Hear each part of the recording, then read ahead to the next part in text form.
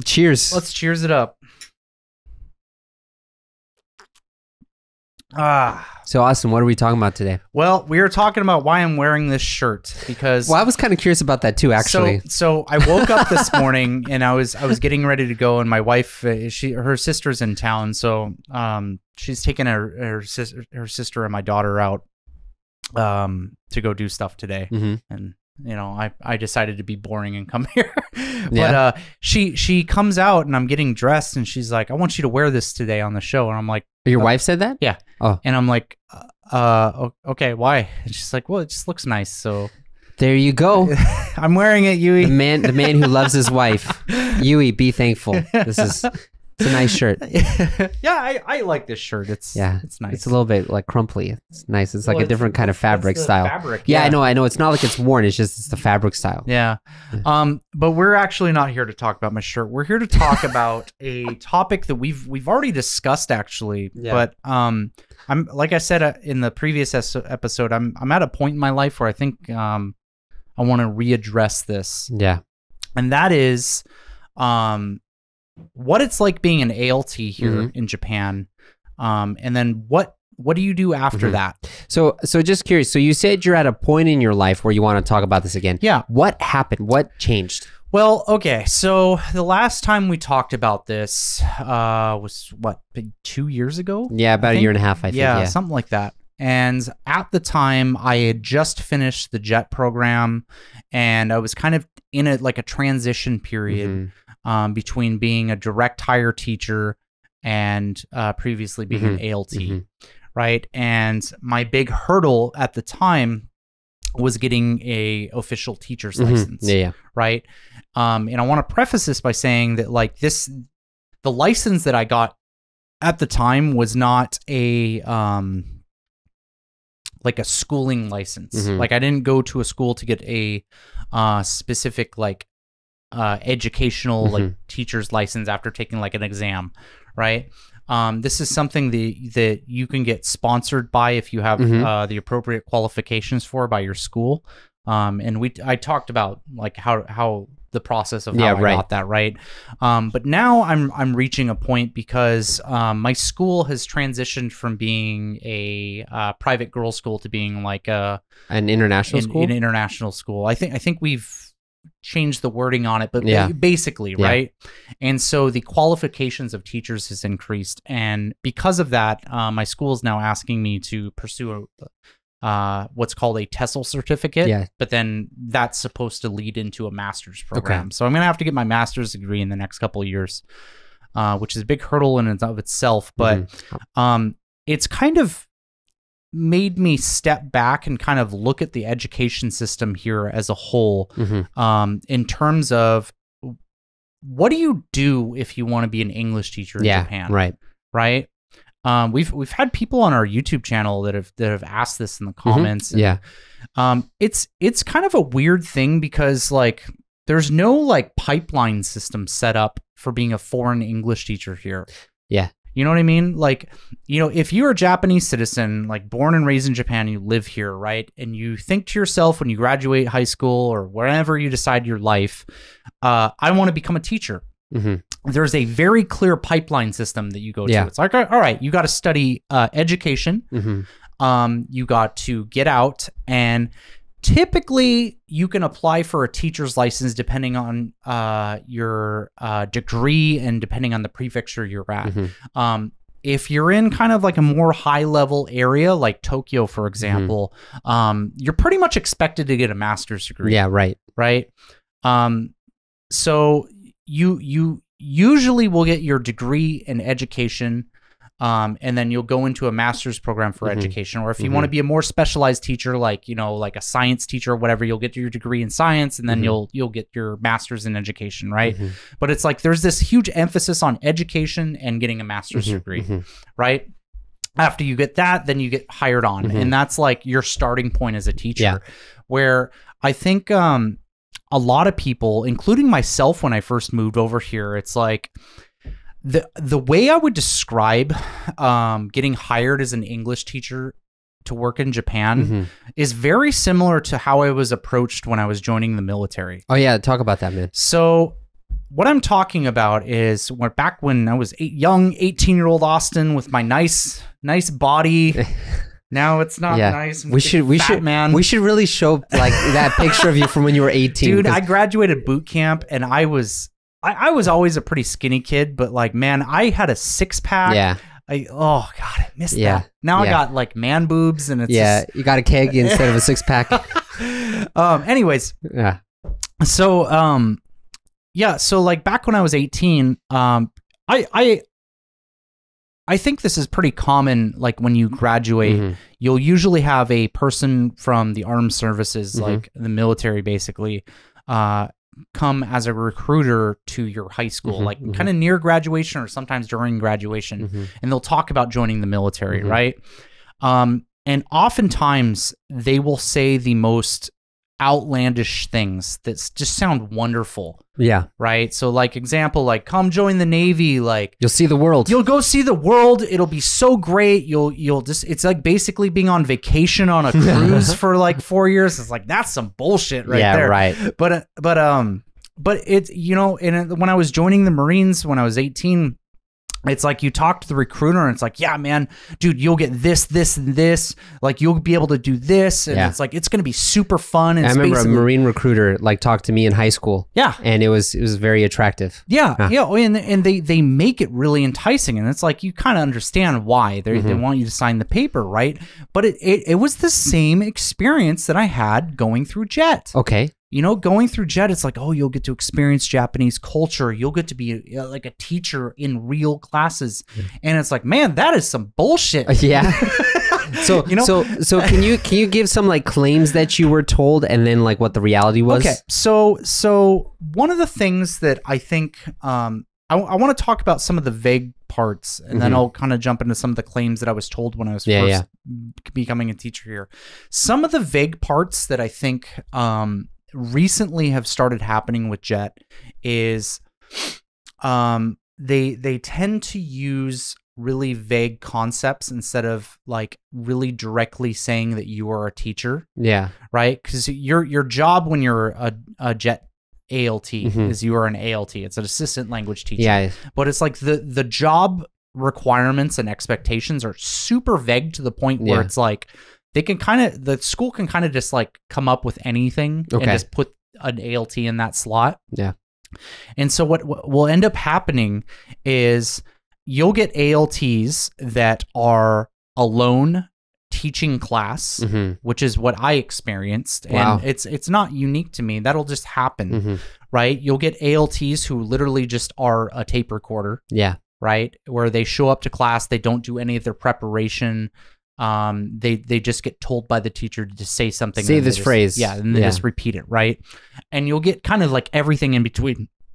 The problem with that is that you're not legally allowed to teach by yourself as an ALT, which was a huge reason why I went to try to pursue my license, right? And you kind of get like amped up when you're coming over here because JET promises like, oh, you know, you're going to be able to teach your own classes. Yeah. Right. One of the things with JET, they never said you're going to be able to teach your classes alone, but they said that you're going to be in charge of your own classes. And you'll be teaching and you'll be working alongside a Japanese teacher. But it's like, there was this like feeling of like you had your own control. Yeah. Right. You had your own agency in the school. And I think what is a very common experience to people when they come over here as an ALT is they're not. Yeah. You're the low man on the totem pole. Yeah. And you're like the errand boy. Yeah. Basically. And there's like two different ways you'll be treated as an ALT over here, right? The first way is everyone is very friendly to you, and that's because you're a child. Yeah. You're not respected as a teacher. Like, oh, that's so cute. Wow, that's so great. Wow, well, you can use chopstick. Like, it's like how you treat your kid, you know? Yeah, and it's kind of like nothing you do is like treated it seriously. So like if you're an ALT at your school and like you're never getting yelled at, that's a really big sign that you're probably in that category. Yeah, that no one's taking you seriously. Right? It's like, I fucked up. You didn't plan for class. That's fine. Like, I wouldn't expect him to anyway. If you make a mistake and they're actually counting on you, they're gonna get on your tail about that. Oh, 100%. Yeah. But right? if not, it's like, oh, he's just a little kid. He can't do anything. It's fine. Oh, that's so cute. So that's kind of like the first thing you'll experience. Or the second thing is, in my opinion, actually significantly worse, is you'll show up to a school and they just don't know what to do with you. Yeah. So they'll just be like, I guess join these classes and just kind of be there. Dude. And I've heard that that's a really common thing here for ALTs is they'll show up and, they'll kind of just get dumped into a class to kind of like fill the criteria of like, hey, we have an ALT in class, but then you'll get like the teacher here is like, I've never worked with a foreigner before. I don't know how to use you. Yeah. It was just so funny. So like when I was teaching as an ALT, I never joined the JET program, but I got offered a job to work at a school. And, I just remember when I was talking with the teachers, I was going to help. They're like, "Oh yeah, just make the class fun." Yeah, it's like, how? Oh yeah, just do fun games. Just be a big dancing white man in the front of the room. It's like, well, what are you teaching them? Oh, we're teaching them English. I'm like, yeah, I know, but what have you been teaching? Oh yeah, we were doing like we're doing the kateho, and I'm like, okay, but then so can I do a lesson on this? Oh no, you don't have to. Just be fun. Yeah, and so like that's a really just really depressing thing. Yeah. When you start off as an ALT here, because you just don't feel like you have any control or say in your workplace. And there's actually a huge problem with mental health with ALTs here in Japan. I saw my friends' Facebook feeds when they were ALTs here. It sucks. It's absolutely soul crushing. I happen to be a little bit lucky because my school respected me and they kind of let me do my own thing at times when I showed competency, but the vast majority of people like that's their experience. And you kind of like some people are able to like kind of grudge through it for 5 years, right? And they finish JET, and like I was saying at the beginning of the episode, there's no pipeline for what to do next. What to do afterwards. It's like you finish your JET. Okay, thank you. Yeah. And so, historically what's happened, and you'll see these guys, is they just continue being ALTs for the rest of their life. I've met people like that. They're like guys. They're like 40 years old. Yeah, and they're still they're ALTs. 40, 50s, sometimes even 60s. You'll see these guys who are ALTs.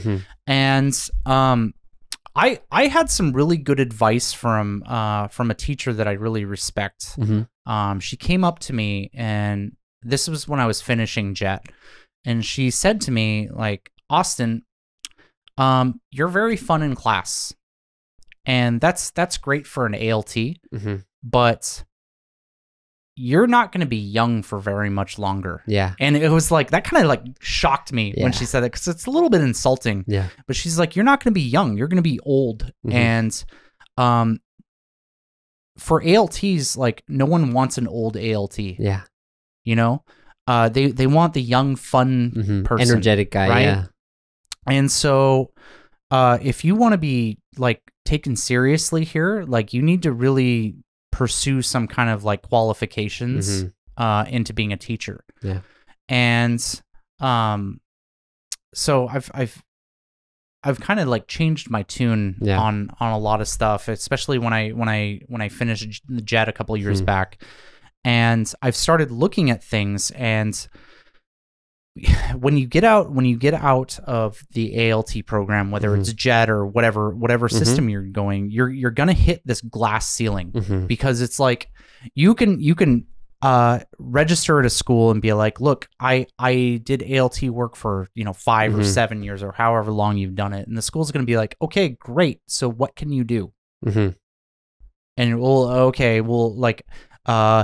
we did activities and stuff. It's like, okay, great. So you did activities. So what happens when we ask you to make a curriculum? Yeah, do you know what students are supposed to learn? If we put you in charge of a writing class, do you know how to teach a writing class? Right. These are actual questions that you're going to be asked by a school when you're applying. And, I'm going to be honest with you, with ALT experience, you do not have the qualifications to do that. Yeah, right. And it sucks because you feel like I hit this feeling after I finished JET where it's like, why was I a JET for 5 years? Yeah. I feel like I wasted my time. Yeah. I mean, it's good for like maybe a year or two or something, but like Yeah, 5 years is a long time. I felt really frustrated because while I was on JET, I felt like I was progressing myself as a teacher. And I felt like, all right, cool. Like I'm making this progress and like I'm able to teach classes. Like I got my teacher's license. Like we're good to go. Like I'm making these steps.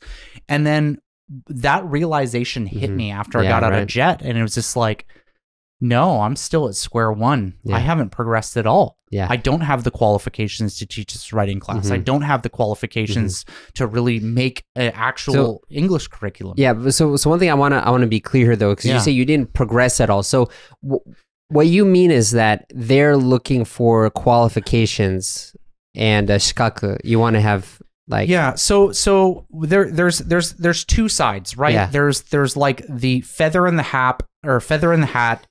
I have passed this program, I have this certificate, or I have a master's degree, or like some hard qualifications, right? But then there's also demonstrating knowledge, right? It's like, okay, well, I have experience teaching a writing class. I know that high school students are supposed to progress here, here, here. We're supposed to scaffolding and build up these skills over time, right? Being an ALT, you do not build that, right? That comes from... the vast majority of that comes from schooling. Yeah. Okay. Right. Getting, like I said, getting a master's degree, you take an education program, they teach you how to do that. Very rarely you can learn this from experience, but that's only if you just happen to win the lottery and get placed in a writing class with a teacher that knows what they're doing. Yeah. Because sometimes you'll get placed in, like, even if you do get placed in a writing class, you'll get a teacher who maybe has the qualifications to teach that, but they're just lazy. Yeah. And so they're not doing what they should be doing. And that's horrible for you because that just is like giving you bad habits that they have, right? Yeah, right.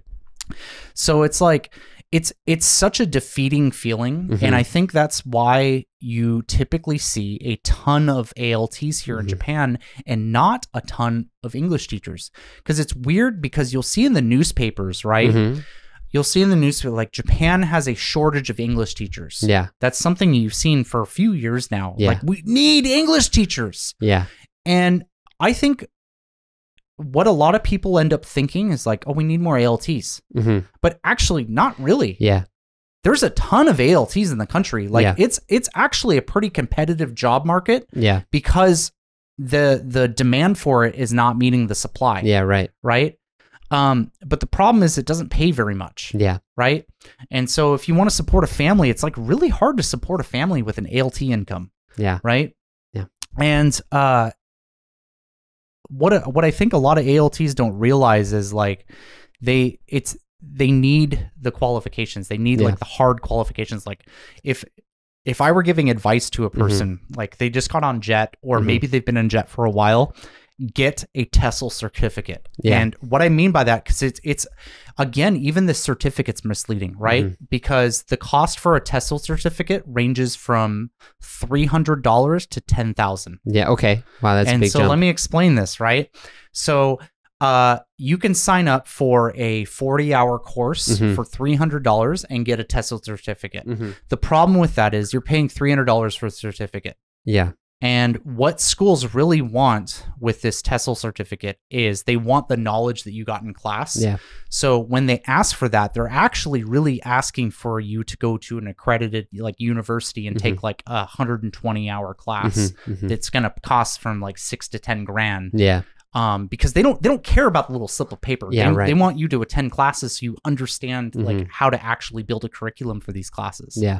But that doesn't get told to us. Yeah, well, yeah, I mean, it's just, so to be fair, from the other side, so I know that the majority of ALTs, so let me just start off by saying one of the unique things about you, one of the things I really like about you is like, you're really passionate about your job. Yeah. Like you want to be an English teacher, you want to be a good teacher. Yeah. Whereas like most of the ALTs are like, I want to come to Japan. This is the easiest way. Let me just come to Japan. Sure. Yay, I'm living Japan land. Yeah. So like, they don't actually care about going the next step as an English teacher. Yeah. But if someone were to say, I want to be an English teacher more, they would need to get that certificate. Yeah. I'm mostly talking to people who want to like live here. Yeah. Because I think there's a big difference. And I think the majority of ALTs definitely fall into that category of like, I'm just using this as a paid vacation. Yeah. And that's fine. There's nothing wrong with that. But I mean, how many people do you know that have lived here for like 10 years Mm-hmm. and have been an ALT for like 10 years? Yeah. And it's like they complain about their job a lot. Like, I hate my job. I don't get paid enough. I don't get paid enough. And it's just like, dude, first of all, you just got to put in effort and level up. Yeah. Right. So it's like you can't expect things to just drop in your lap. Like, you need to put in the effort. But at the same time, like, I really sympathize with people like that, because there is no information whatsoever here in Japan about how a foreign teacher becomes like an official accredited teacher. Yeah. And I think that's a huge problem. Yeah. Yeah. Well, I mean, so you saw this a lot in, like back in the bubble economy, the growth period in Japan too, where a lot of, sorry, put the cap back on. How dare you? I'm sorry, man. Where like a lot of, foreign companies like Ford, like a lot of American motor companies are trying to break into the Japanese market, but the way that Japan does business is so different and it's so opaque. Like they wouldn't teach. It's not really common knowledge. So it's really tough to get in. And that's kind of like what you're saying here. Like, if you're a Japanese teacher, you kind of grew up in this situation. You kind of know the flow. Like, but I if said, you're coming from the system, just straight in. Yeah, but if you're coming from the outside, it's like, oh wait, where do I start? It's like, no, you didn't graduate from a Japanese university. You didn't go through the little check marks to reach the credibility of getting the qualifications. It's like, there's so much stuff that's hidden and just not talked about. I think it's a really big problem because, we've talked about how life is as foreigners. Like, that's kind of like the whole theme of our channel. Yeah. And it's like, I think both of us have brought this topic up of, how much we really like Japanese culture because of how unique and how it hasn't really changed over the years. But there's things like this with this population crisis. Like, there's going to be a massive amount of foreigners that are moving to this country in the next 10 years. Like, massive, like to the point where the culture is going to completely just change. Yeah. Right. And, we got to be able to accommodate them. Yeah. Right. Yeah. And having these systems where you're kind of putting a glass ceiling on people when they come over here. And you're like, I'm not talking about unqualified people. I'm not talking about, okay, well, we have to have foreign teachers. So let's just pick a guy and put him in a spot to like showcase, look at our foreign teacher. I'm not saying that. Don't do that. Right. But you have people who are educated, qualified people, who want to progress themselves. Like, I would consider myself in that situation, right? I want to progress myself, especially when I got out of jet, but I just don't know the direction to go. And it's not even for English teachers. It's like, companies too, like being an engineer here. Yeah. It's like, you get somebody who had qualifications in another country and then they come over here and it's like, well, you didn't graduate from Japanese university. So I don't know if we can really say your qualifications match what we want. So you can't be an engineer here. Like, it's that kind of thing. Yeah. Well, yeah. I mean, the system's so different that it's tough for things to transfer, like that's another thing, Yeah. Cause like I feel like you really hit the nail on the head, right? So like there are things here in Japan that make it so like unique and special. Yeah. But on the other hand, you have the population issue. Yeah. Fewer people, population is going down. So you need to get people from outside, but there's no system to accommodate them. So what's that going to look like, Yeah. And so like you'll run into situations.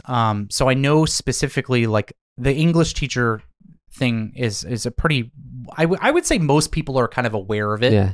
But something that's a huge issue right now is the tech industry. Yeah. Right.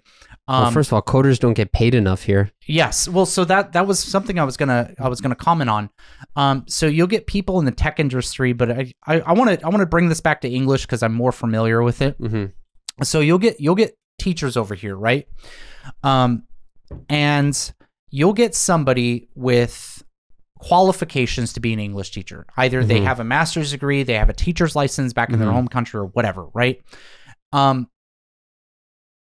By law, that person's not allowed to be an upper level job position in a school. I'm talking about like department head. I'm talking about vice principal, principal, like those the positions of job. They're not allowed to. Okay. Despite having the qualifications, they could have been like a vice principal or principal back in their home country, but they come here and they're not allowed to do that. That is a big problem. Yeah. You know? And I think it goes beyond the whole like diversity. Like I don't care about the diversity. Yeah. I don't care about like, oh, we need to have represent. That doesn't matter like to me. For you, it's more pragmatic. It's a level of efficiency. It's like you should be looking like who cares about where the person's from? You should be looking at the person's qualifications. And it's like if this person looks like they'd be a good fit for the job, they should be able to do that. And the path should be available for those people. Yeah. So Austin, so what would you say for someone who is like finishing their ALT stint and they want to stay in Japan teaching English more? What would you say that they should do? Okay, so the first thing I would highly recommend doing, and like let's talk about you. This is your last year on JET. Yeah. And you've been kind of putting it off. You haven't really done anything. You've just been being a JET ALT, right? Well, it is now November, right? Your job usually finishes in July. So realistically, you've got about a little less than a year, right? The first thing I would do is immediately search for a job. Okay. Right? Put like yourself a non-English teaching job? Yeah. Well, no. Put yourself like try to apply for a direct hire position. Ideally try to put yourself in a direct hire position. What does that mean? A direct hire is in the school is directly hiring. Okay. You. Right. So either you're going to work for a board of education in some region or you're going to work at a private school. Okay. But you're directly hired by that. You're not working for some stupid ALT company or whatever that's going to pay you like, Nijuman in. Yeah. And you're going to barely scrape by making your rent payments and you're going to be living out of convenience. Don't do that. It's a dead end area. And it's like I could not condemn a job more than like those ALT, Kaiwa companies. They're just scum. Yeah. But put yourself out there, and specifically, you're gonna have to make a resume. So look up how to make a resume in Japan, because building a resume in Japan is very different from building a resume. Yes. Very different. There's different procedures. They're different. Like the structure of it's different. But something that I commonly see, and actually I made this mistake also, but I've recently changed it, is when you're putting your experience in, don't say I've been an ALT for 7 years and I've taught how to control a class. Like the people looking to hire you do not care about that. Yeah. They want to know specific skills.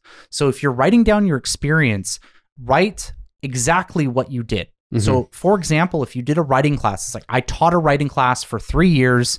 I taught students specifically how to do this thing, this thing, and this thing in class. So instead of saying I was an ALT for 7 years, say specifically what you did while you were an ALT. Yes, okay. Specifically what you did. If you were an assistant to a homeroom teacher, I assisted being a homeroom teacher.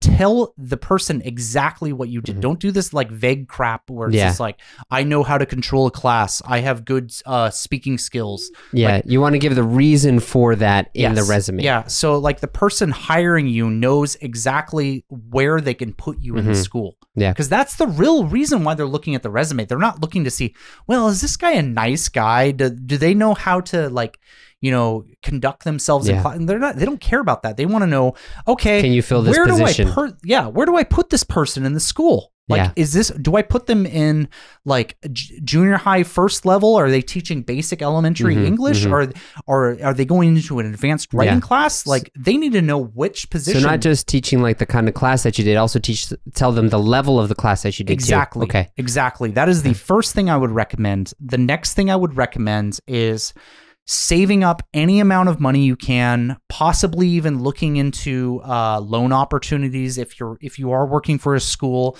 Most private schools are part of like an association or board of education that offer teachers loans for educational purposes. Look into those, ask about them. And if you need to take them out and get yourself some qualification. So the first thing I would start off is like a TESOL certificate. Don't get the cheap one. Yeah. Don't be like, oh, well, this one's only $400. Go for the real one. Like, go for an accredited institution. So I'm talking about like university. Yeah, because like, so the key thing is don't just get the certification. You really need to get the knowledge. It's the knowledge. The certification means nothing. Yeah. Right? It's the knowledge that you get while getting that certification that's really important. And then, you know, if you're looking really long-term things, I think like if you're going to be an English teacher by profession here in Japan, you need a master's. Okay. Like, it's just, you got to get one. Okay. So like pursuing that route is like really what But even if you don't have a master's with a TESOL certificate, you can get a paying job, right? I would say like if you demonstrate that you went to an accredited institution and got a TESOL certificate and have that knowledge, I think that opens a vast majority of doors, but you're going to hit a point where you need that education degree, that master's degree. Right. But I think that's a good stopgap. Yeah, right. It's like, all right, I'm gonna do this, and then like 5 years or so, I'm gonna try and pursue a master's. Okay. Yeah. Cool, man. Well, that's really good. We have a much more like clear roadmap for people. Yeah. And yeah, you know, because for me, I wanted to stay out of this whole system, so I just kind of taught individually my whole time. So I can't share anything. But this has been great to hear. Like, it's been a topic that I've been really thinking about lately, and I just want to get this word out, especially on the channel, because I know predominantly our audience is Japanese people, but there's some English teachers who are watching. You did mention that, but you also mentioned earlier that a lot of our community actually interacts with ALTs. Yeah, right. And I think it's really important to understand the situations that these people are in. Yeah. And kind of the struggles of being an ALT here in Japan. Yeah. Well, dude, well, you share that really well. Yeah. Yeah, I think that was really good. I spoke like 7 words this time, but that's totally fine, man. Just get it all out. No, but that was great, man. Yeah. So I think this is going to be really good for a lot of our English speakers who watch this channel. But yeah, I'm glad you should. I feel motivated now. This is great. Yeah. Thanks, man. I'll just finish. Yeah. So I mean, we're almost. I think our video is almost done. Yeah, fair enough. Yeah, I rambled a lot. No, it's okay, man. It was good though. It was good. I'll see you next time.